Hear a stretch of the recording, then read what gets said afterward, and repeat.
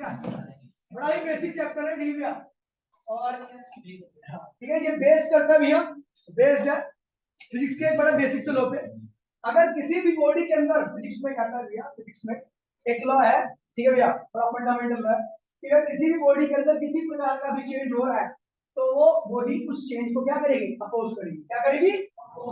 चाहे किसी प्रकार का चेंज हो रहा हो। आपने लॉ ऑफ इनर्शिया में देखा, बॉडी रेस्ट में है तो रेस्ट में रहेगी, मोशन में है तो मोशन में रहेगी। अगर आप उसकी स्टेट को चेंज करने का प्रयास करते हो तो उसको क्या करेगी, अपोज करेगी।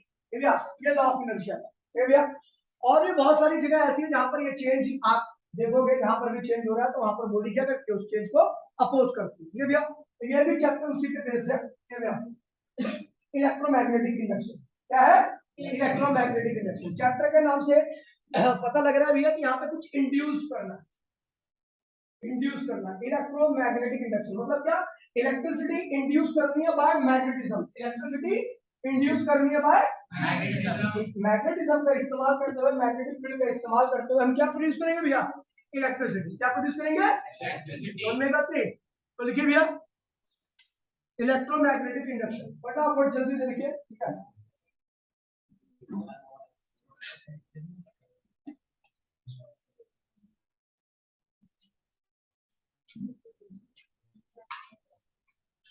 ठीक है। Electricity and magnetism, electricity and magnetism, electricity and magnetism are intimately connected, are intimately connected, are intimately connected। electricity and magnetism are intimately connected मतलब बहुत एक दूसरे से बहुत गहराई से क्या है भैया, कनेक्टेड है। देखिए भैया in the early part of 19th century, in the early part of 19th century, in the early part of 19th century, 19th century, the experiment of Oersted, the experiment of Oersted, Ampere, Ampere, and others,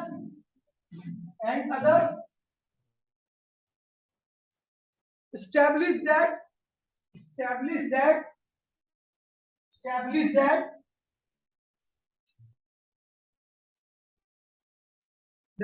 a moving charge, established that a moving charge bracket में current, a moving charge bracket में current,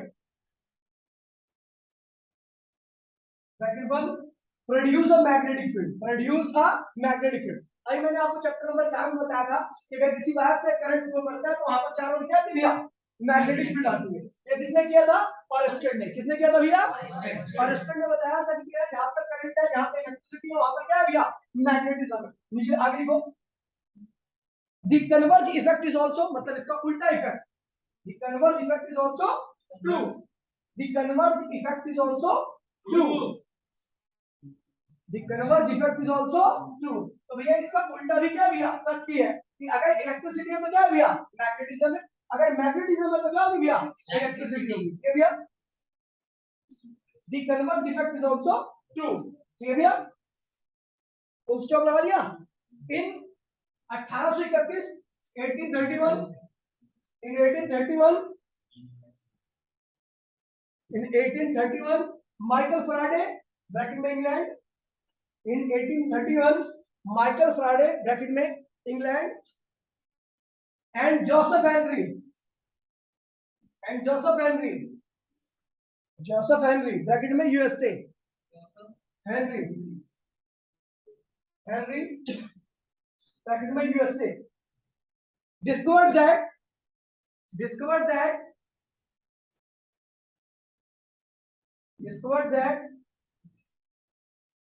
that current are produced in a loop of wire, current are produced in a loop of wire,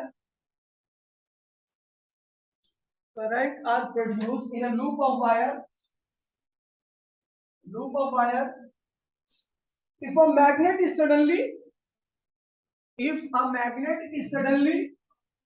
wire, if a magnet is suddenly move towards and away, move towards and away, towards and away, moves towards and away, away from the loop, from the loop, such that, such that, such that the magnetic flux, such that the magnetic flux, magnetic flux across the loop, across the loop, loop change, across the loop change, full stop. The current in the loop, the current in the loop, the current in the loop, loop lasts so long as, lasts so long as the flux changing, as the flux changing, as the flux changing, full stop. This phenomenon is called, this phenomenon is called EMI. This phenomenon is called EMI, electromagnetic induction. सीधा लिख दो EMI, EMI, which means inducing electricity, which means inducing electricity by magnetism, by magnetism. देखिए भैया ये मैंने जो लिखवा रखा है इसमें क्या रखा है भैया कि स्टार्टिंग से ही ऑर्स्टेड के टाइम से या मैक्सवेल के टाइम से, ठीक है भैया, ये माना जाने लगा था कि इलेक्ट्रिक फील्ड, इलेक्ट्रिसिटी और मैग्नेटिज्म एक दूसरे से क्या भैया बहुत स्ट्रांगली कनेक्टेड है, ठीक है भैया। उसके बाद यहाँ पर ऑर्स्टेड ने एक एक्सपेरिमेंट किया, इन्होंने बताया कि जहाँ पर इलेक्ट्रिसिटी है अगर चार्ज का फ्लो हो रहा है तो उसके चारों ओर क्या है भैया मैग्नेटिक फील्ड लाइन सेटअप होती है। चैप्टर नंबर 4 में पढ़ा था, सबसे पहला टॉपिक पढ़ा था ऑर्स्टेड एक्सपेरिमेंट। उसके बाद भैया थोड़े टाइम बाद 1950 के आसपास, ठीक है भैया, एक फराडे और फराडे थे कहां से, यूएसए से, और आपका हेनरी थे वहां से यूएसए से। इन्होंने एक बात में क्या दिक्कत है कौन सा पूछ रहा था, ठीक है भैया। तो अब देखिए भैया, ठीक है, एक ही टाइम पर इन्होंने एक्सपेरिमेंट परफॉर्म किया और देखा भैया कि अगर किसी भी कॉइल, देखिए कॉइल है, ठीक है, अरे कॉइल से अगर मैग्नेटिक फील्ड लाइन पास करेंगे, ध्यान दीजिए, किसी भी कॉइल से, किसी भी कॉइल का कुछ एरिया होगा ना, है ना, अगर यहां से मैग्नेटिक फील्ड लाइन पास करती है तो एक क्वांटिटी आती है जिसको हम क्या कहते हैं भैया फ्लक्स, क्या कहते हैं भैया, इलेक्ट्रिक फील्ड लाइन पास करेंगे तो क्या होगा electric flux, magnetic field line pass करेंगे तो क्या होगा मैग्नेटिक फ्लक्स, क्या होगा। तो भैया अगर कोई मैग्नेटिक फील्ड लाइन अगर किसी एरिया से पास कर रही है तो वहां पर एक क्वांटिटी आती है उसे हम क्या कहते हैं भैया magnetic flux.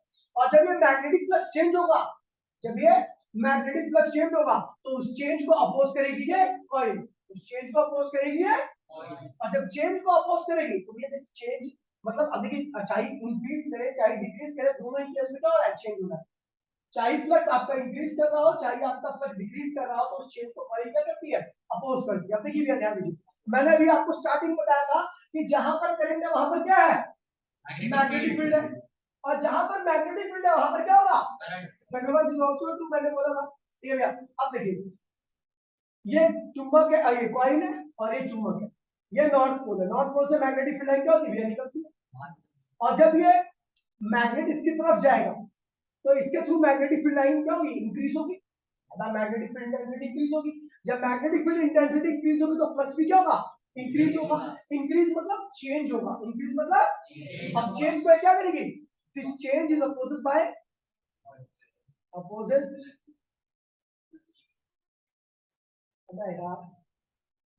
Opposes by coil. अब ये कॉइल क्या करेगी इस चेंज को अपोज करेगी। अब कॉइल को अगर इस चेंज को अपोज करेगी तो अब देखिए अगर ये पास आ रहा है तो मैग्नेटिक फील्ड इंक्रीज हो रही है, मैग्नेटिक फील्ड इंक्रीज हो तो फ्लक्स इंक्रीज हो रहा है।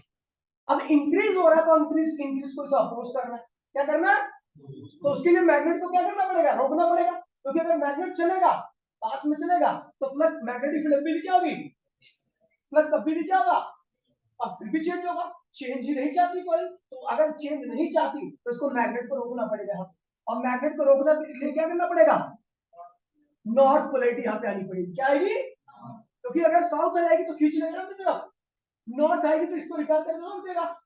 और जैसे ही नॉर्थ पोलैरिटी आएगी, आपको याद है जहां पर करंट है वहां पर क्या है भैया, पोलैरिटी आती है। अगर किसी कॉइल में मैं करंट डालता हूं तो वहां पर क्या है, उस कॉइल के अंदर पोलैरिटी आ जाती है। लेकिन अगर कहीं पोलैरिटी आ गई तो उसका मतलब वहां पर क्या होगा, उल्टा करंट भी होगा। तो जहां नॉर्थ पोल है तो वहां पर क्या था भैया, करंट आना। क्या था भैया, इसी को कहते हैं इलेक्ट्रोमैग्नेटिक इंडक्शन। क्या कहते हैं इसको, अब देखिए भैया, ये तो फ्लक्स इंक्रीज कर रहा था। अब मान लीजिए कॉइल है और कॉइल से मैं नॉर्थ पोल को क्या लेने लगा, दूर दूर लेने लगा, तो मैग्नेटिक फील्ड का क्या हुआ, वैल्यू डिक्रीज कर रही है। फ्लक्स भी क्या हो रहा है भैया, डिक्रीज कर रहा है। डिक्रीज मतलब चेंज हो रहा है, डिक्रीज मतलब, तो this change is opposed by, this change is opposed by coil. अब ये कॉइल क्या करेगी, इस चेंज को अपोज करेगी। मतलब अगर दूर जाएगा तो फ्लक्स डिक्रीज करेगा, डिक्रीज करेगा तो चेंज होगा।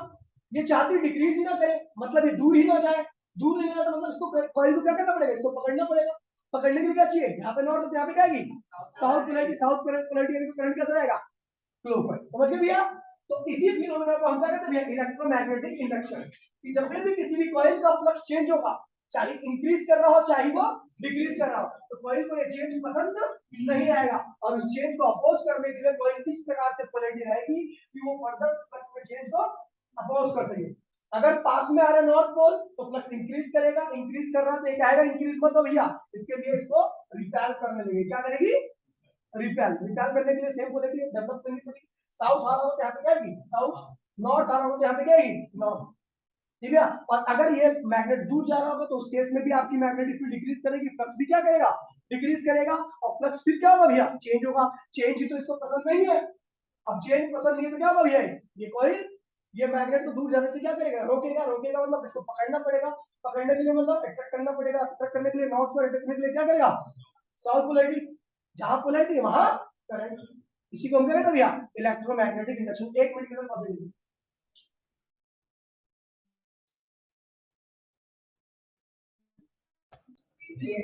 देखिए भी आगे प्लीज जल्दी से, द फिनोमेना ऑफ ईएमआई, लिखिए the phenomena of EMI, the phenomena of EMI,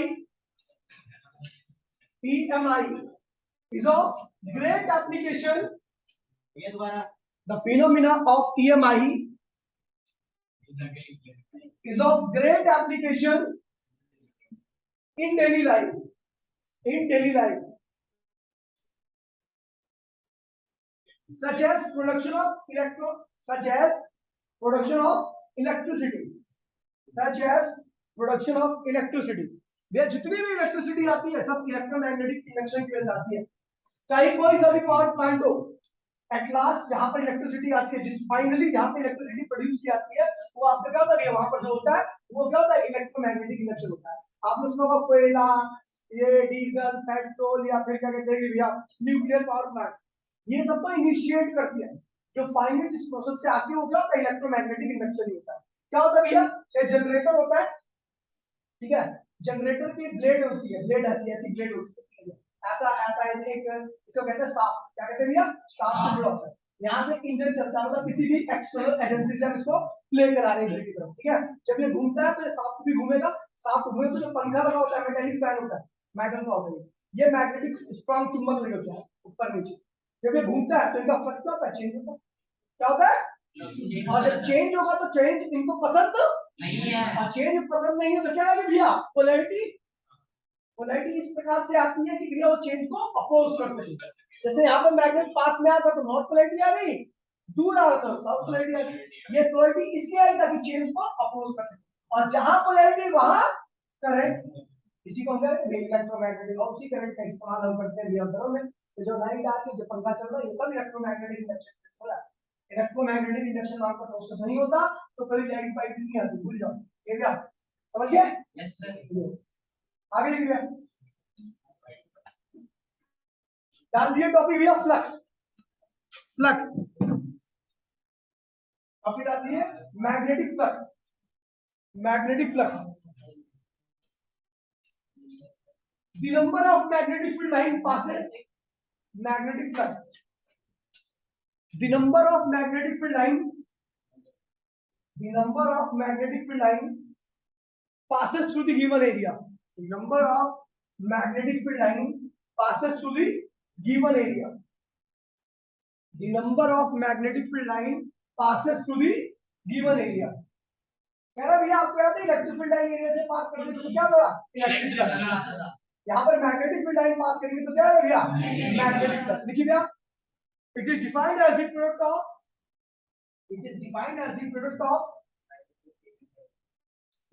magnetic. It is defined as the product of magnetic field intensity and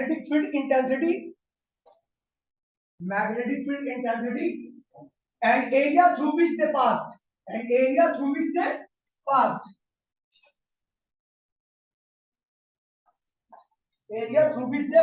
अब देखिए भैया, ये देखिए ये एरिया है ए, और आपको पता है एरिया का क्या होता है भैया? नॉर्मल. और normal always towards the direction of observer. याद है, ये हमेशा ऑब्जर्वर की डायरेक्शन होता है. आप यहां से देखोगे तो नॉर्मल यहां पे होगा, आप पीछे देखोगे तो नॉर्मल आपका इधर की तरफ होगा.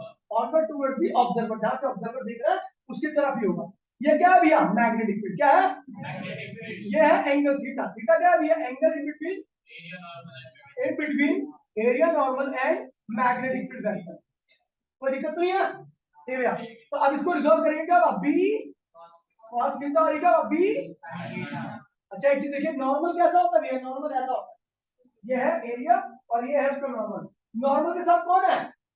बी हो रहा है क्या? फिर नॉर्मल के साथ कौन है? B cos theta. नॉर्मल के साथ कौन है? नॉर्मल ऐसा है तो बी cos थीटा ऐसा. ये पास कर रहा है ना, पास कर रहा है, यानी बी cos थीटा पास कर रहा है. नॉर्मल का है ये ना, और बी sin थीटा ऐसा है. ये पास कर रहा है क्या? ये नहीं पास कर. यानी जो कंपोनेंट मैग्नेटिक फील्ड का 90 डिग्री का एंगल बनाएगा वो पास नॉर्मल सर नहीं करेगा. जो 0 डिग्री का एंगल बनाएगा वही पास करेगा. ठीक है, तो भैया ये कंपोनेंट कंसीडर नहीं होगा क्योंकि पास ही नहीं कर रहा. ये कंपोनेंट कंसीडर होगा. तो मैंने अभी बताया था flux is the product of magnetic field line जो भी पास करी, जो भी क्या है? बी cos थीटा, और एरिया जिससे पास करी हो क्या है भैया? ए. फॉर्मूला आ गया बी ए cos थीटा. ठीक है भैया, समझिए भैया. एसआई यूनिट क्या होगी इसकी? एसआई यूनिट क्या होगी बेटा बताइए? Tesla meter square. क्या होगी? अभी मैग्नेटिक फील्ड की टेस्ला होती है, एरिया की क्या होती है? Meter square. और सीजीएस यूनिट क्या होगी इसकी? अब बोलो. Maxwell. CGS unit equals to में मैक्सवेल. ठीक है भैया, और एक बात ध्यान रखना कि 1 tesla meter square equals to में 10 की पावर 8 मैक्सवेल के बराबर होता है. फटाफट कॉपी करो एक minute. If area is too small, अगर एरिया बहुत छोटा होगा तो देखिए भैया, मान लीजिए छोटा सा एरिया, इसकी वैल्यू क्या है? डी है. नॉर्मल क्या है? एन है ना. Magnetic field line area theta angle बन रहा है. तो इस मैग्नेटिक फील्ड लाइन को दो कंपोनेंट में रिजॉल्व करूंगा. एक क्या होगा भैया? बी cos थीटा, और दूसरा क्या होगा? B sin theta. अच्छा बताओ कौन सा कंपोनेंट पास कर रहा है? जो नॉर्मल के साथ में होगा. इसको कंसीडर करूंगा, इसको कंसीडर नहीं करूंगा. इस पे क्रॉस डाल दीजिए और इस पे राइट डाल दीजिए. ठीक है भैया, तो फ्लक्स क्या होगा? देखिए एरिया छोटा हो गया, एरिया डी है तो फ्लक्स भी क्या होगा? डी फाई हो जाएगा. क्या होगा? तो डी फाई की वैल्यू क्या होगी? B D A cos theta. ठीक है भैया, तो नया फ्लक्स का फॉर्मूला क्या है भैया? छोटे एरिया का जो फ्लक्स होगा वो फ्लक्स का फॉर्मूला क्या होगा? डी फाई तो उसमें B D A cos theta. Theta is what? Angle in between normal and magnetic field. फटाफट करो. अगर एरिया छोटा है तो आप एक छोटा एरिया इंटू में छोटा फ्लक्स लेना.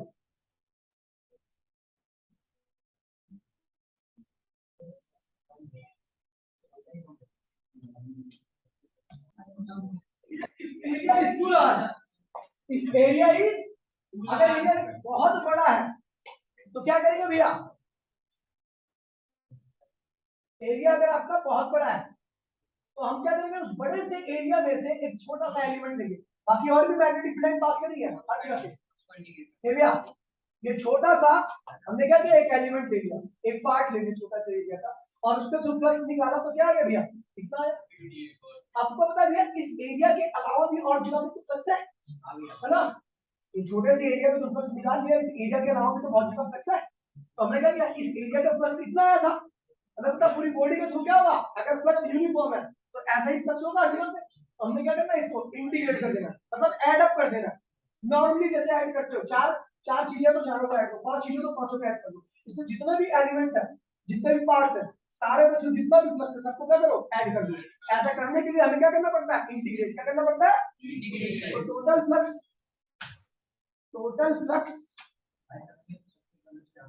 Total flux link to the area क्या हो गया, इसको इंटीग्रेट करोगे d5 को इंटीग्रेट करोगे क्या आएगा 5, d5 को इंटीग्रेट करोगे क्या होगा 5, और इसको इंटीग्रेट करोगे तो d dA cos थीटा। अच्छा यहाँ पर लिमिट लगाओगे क्योंकि एरिया, ये एरिया पे डिपेंड करेगी लिमिट। अगर सर्कल होगा तो एरिया की लिमिट क्या होगी, मतलब जो भी एरिया होगा उसके हिसाब से आप लिमिट लगा देना, क्वेश्चन करेंगे आपको समझ आ जाए। एरिया अभी आपका ये फाइनल फॉर्मूला है, अगर मान लीजिए एरिया बहुत बड़ा है तो आप छोटे से एलिमेंट के थ्रू फ्लक्स निकाल करके पूरे एरिया के फ्लक्स को क्या करोगे, इंटीग्रेट करोगे। समझ गए, तो इस तरीके से आएगा। फटाफट जल्दी करो।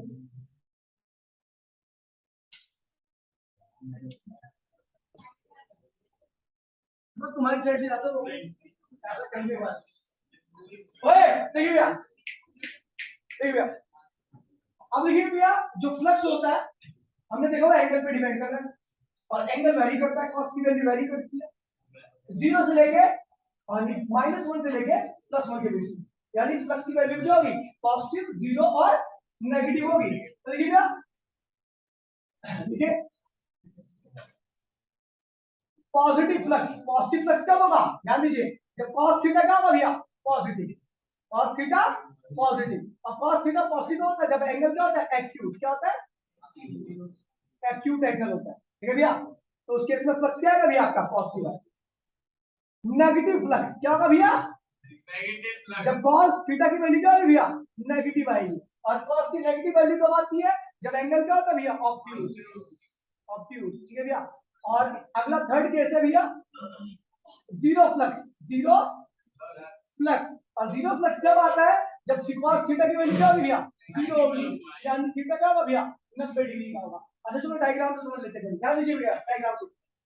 ये देखिए, ये एरिया है, ये नॉर्मल है, और ये मैग्नेटिक फील्ड लाइन है। इस केस में magnetic field line acute angle बना रही है, मतलब ये नॉर्मल की डायरेक्शन में है, फ्लक्स क्या आएगा आपका भैया, पॉजिटिव, ठीक है भैया। अब देखिए इस केस में क्या होगा कि ये आपका नॉर्मल है और ये है आपकी मैग्नेटिक फील्ड लाइन। एंगल कितना बन रहा है भैया, 180, जो कि ऑब्वियस होता है ना। तो यहाँ पर फ्लक्स क्या बनेगा, नेगेटिव। और यहाँ पर देखिए भैया, ये है नॉर्मल और ये है मैग्नेटिक फील्ड लाइन। अभी बताया था कि जो मैग्नेटिक फील्ड लाइन नॉर्मल के परपेंडिकुलर होती है, एक्चुअल एरिया से पास ही नहीं करती, और फ्लक्स क्या उसकी वजह से 0 आएगा। फटाफट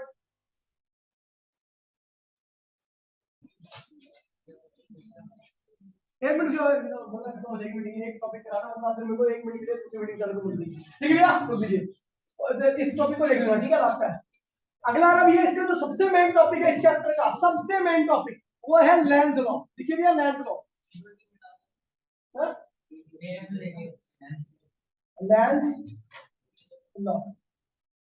लेंज लॉ, ठीक है भैया। अब ये लॉ क्या कहता है भैया, आपको पता है अगर कॉइल का फ्लक्स चेंज होगा तो कॉइल क्या करेगी, अगर कॉइल का फ्लक्स चेंज हो रहा है मैग्नेटिक फ्लक्स, तो उस चेंज को क्या करती है, कॉइल अपोज करती है, और अपोज करने के लिए क्या करती है, पोलैरिटी एक्वायर करती है। क्या करती है, नॉर्थ पोल पास में आ रहा है क्या करेंगे, नॉर्थ पोलैरिटी, और नॉर्थ पोल दूर जा रहा है तो साउथ पोलैरिटी, ठीक है भैया। तो देखिए भैया, according to Lenz law the polarity acquired by the coil is such that the polarity acquired by the coil is such that the polarity acquired by the coil is such that the coil opposes acquired by the coil is such that the coil opposes the change in flux. The coil opposes the change in flux linked through it. देखिए भैया, the coil opposes the change in flux linked through it. ये देखिए भैया, ये क्या है, coil है। अब क्या है, नॉर्थ पोल साउथ पोल इसके पास में आ रहा है, तो फ्लक्स क्या होगा भैया, इंक्रीज, बोलो हाँ, मैग्नेटिक फील्ड इंक्रीज करेगी ना, तो फ्लक्स भी क्या करेगा, इंक्रीज करेगा। फ्लक्स इंक्रीज करेगा तो क्या हो रहा है, चेंज होगा, इंक्रीज होगा तो क्या होगा, चेंज इन फ्लक्स आएगा, है ना। अब चेंज इसको पसंद नहीं है, पसंद नहीं है तो भैया इसको रोकेगी कोई, रोकेगी तो क्या करेगी, रिपेल, क्या करेगी, और रिपेल करिए, अगर कोई इसको रिपेल कर रही है इस मैग्नेट को, तो इसको क्या करना पड़ेगा, साउथ पोलैरिटी का मतलब होता है क्लॉकवाइज, क्या होता है भैया, क्लॉकवाइज। अब मान लीजिए क्या हो रहा है भैया, ये साउथ पोल क्या हो रहा है भैया, दूर जा रहा है, क्या हो रहा है, दूर जा रहा है, तो इससे फ्लक्स क्या होगा भैया, मैग्नेटिक लाइन की वैल्यू कम होगी, फ्लक्स क्या होगा, डिक्रीज, और डिक्रीज भी क्या होता है, चेंज होता है, क्या होता है भैया, और जिस चेंज को ये अपोज कर रहा है, तो इसको रोकेगी, रोकने के लिए क्या करना पड़ेगा, नॉर्थ पोलैरिटी, नॉर्थ पोलैरिटी मतलब ये लॉ पता रहेगा तो सारे क्वेश्चन आपको आसान